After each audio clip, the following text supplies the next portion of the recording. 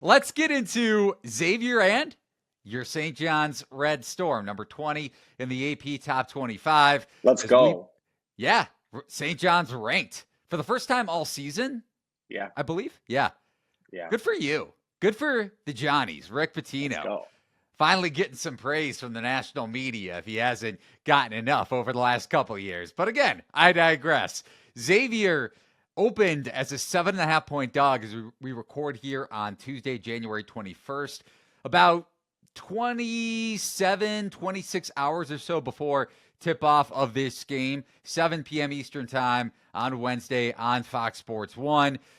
We bought low seemingly on Xavier last week. They covered as a 2.5 point home favorite against Villanova. Closed 3.5 at some shops, but I think consensus was around the juice 2.5.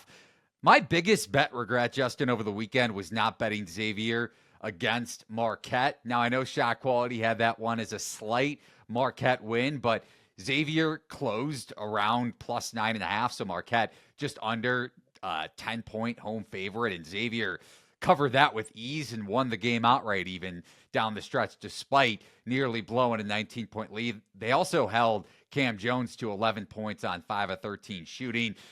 To me, Zach Fremantle's defense, the improvement there and not having to play drop coverage, this is kind of where it's twofold because, yes, Xavier doesn't have one of their transfer bigs, Traore, lost for the season. They got him from Long Beach State during the offseason. But you still have elite on-ball defenders in Swain and Marcus Foster, one transfer, Marcus Foster, coming over from the mid-major ranks. And since January 3rd, when Fremantle came back from his injury, Xavier ranked 17th in adjusted defensive efficiency on Torvik. So goes without saying, I'm pretty high on the Musketeers.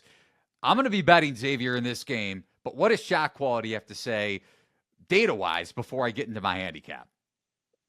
Shot quality has to say, give me some Xavier. I think it's still available to buy low on them even after a win against Marquette. I don't think you necessarily see efficiency models overreact. It's maybe the market that is going to underreact here and then say, oh, okay, well maybe Xavier won that by a fluke. Like you said, shot quality had them right there with Marquette. And sure, it wasn't necessarily like a 5 point win, but let's be realistic about what they went and did. I mean, even an expected close game on the road against a team that is rated as highly as Marquette is in shot quality is a big deal. And I mean, we're seeing the rewards for Xavier in the SQ numbers. Like you said, the defense has been stellar. They currently, for their entire season, sit as a top 20 defense in the shot quality expected points per possession allowed, allowing less than a point per possession, 18th to be exact. Offense, 32nd, which puts them in the top 25. That's very different than what you're going to find over at Ken Palm in the efficiency metrics. And that's better than what we have the Johnnies as. So we kind of have this as maybe potentially a spot where it should be a little bit closer to 2 points for St. John's, three maybe. These teams probably a little bit closer to even right now in terms of how they're playing, the problems that St. John's can inflict upon themselves. I've watched a lot of this Johnny's team. We know the offense can sputter. It just can. I don't. The jump shooting can sort of just take a hit, and a lot of times they can struggle with the penetration, especially without Smith. So we'll have to see how they look. I expect them to do well. It's going to be hopefully a big crowd. I'm going to be there. I got my tickets. So if you're going to be out there, let me know. It's going to be a great game. I have not seen a game for St. John's when they are in first place in the Big East ever. So that's a pretty cool experience. I'll save the ticket for sure. But no, I do think this is a spot where you can not only continue to buy low on Xavier, but sell high on the Johnnies. We do not have them in our top 25. Their defense is great, but the offense for us a little bit lacking there. Top 12, top 15 defense, but the offense actually outside the top 60 right now in shot quality. Expected to have some pretty strong regression right now in terms of both their finishing at the rim and their mid-range. But yeah, in all honesty, the defense has been maybe even too good as well. It's not that it's not great, but they've been They pressure the absolutely ball a killer. ton. When they Oh turn yeah. you over, that's when they're elite at that end.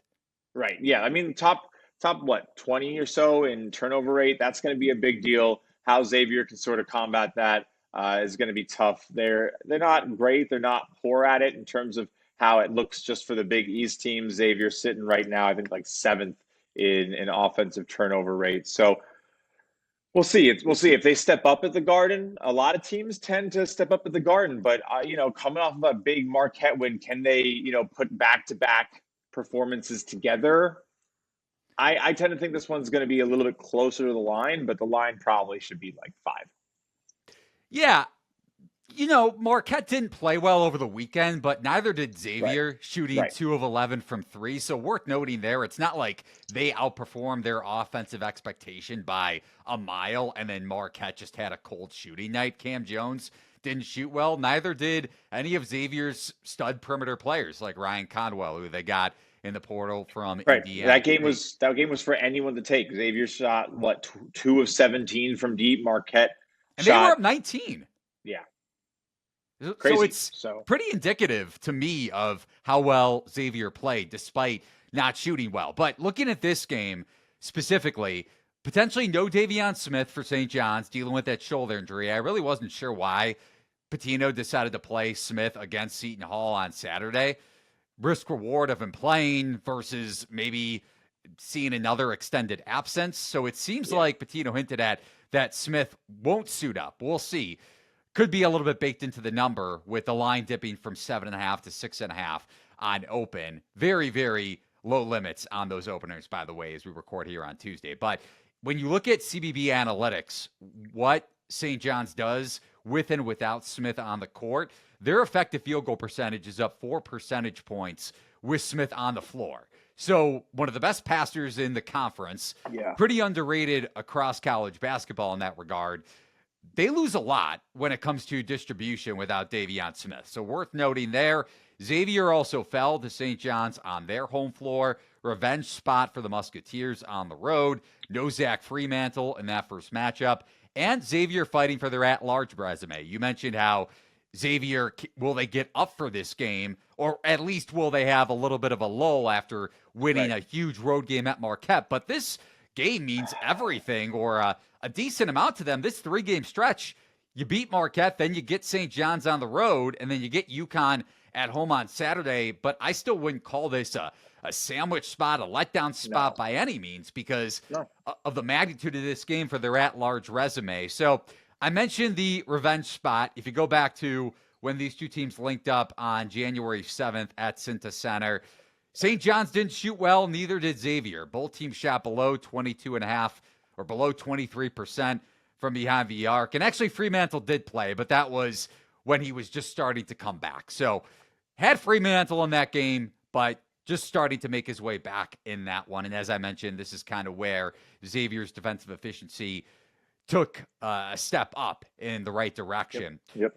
And then one last thing for me with St. John's transition defense, they rank in the 8th percentile since the beginning of January when it comes to transition defense.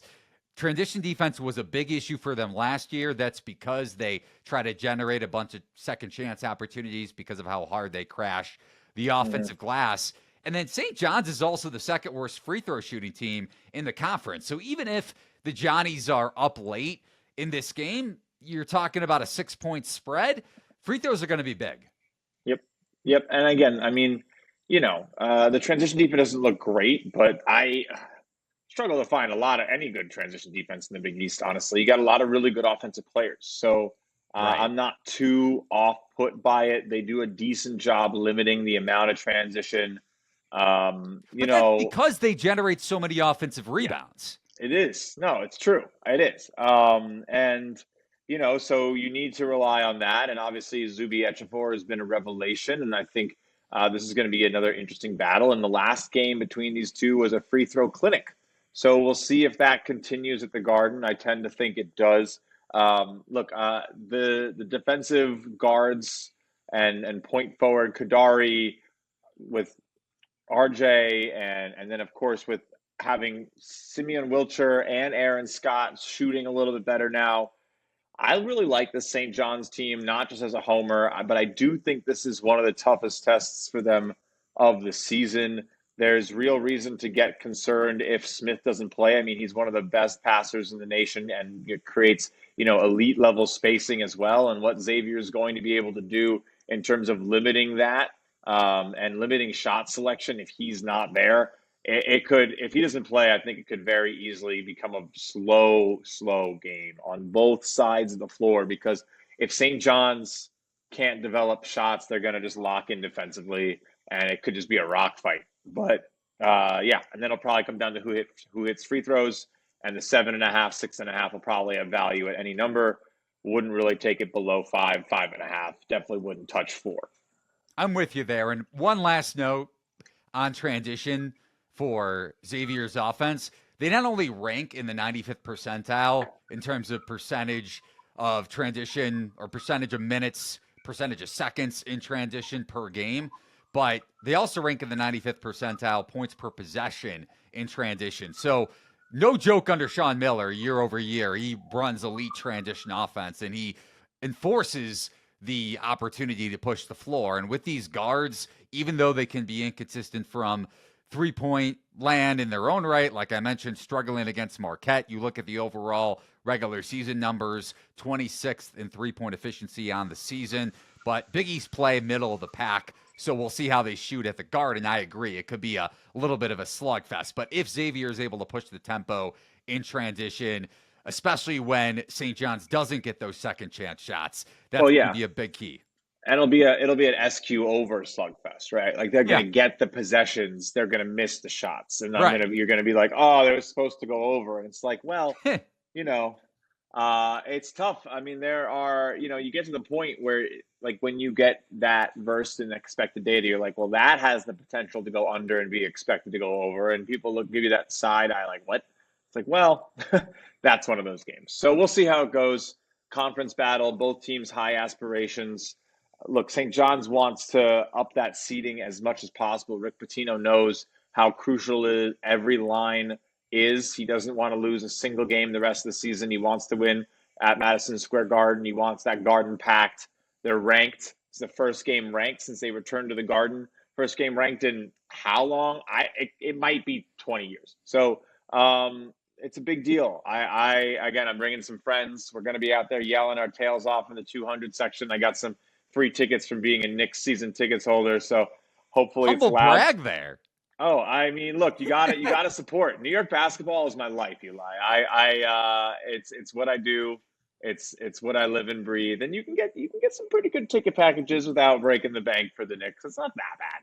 All right. Listen, my humble brag is that I went to high school with Jalen Brunson. So, oh wow. I went to high school with Eric Pascal. So there you go, little combo right there. Villanova, 2015, A10 Rookie of the Year.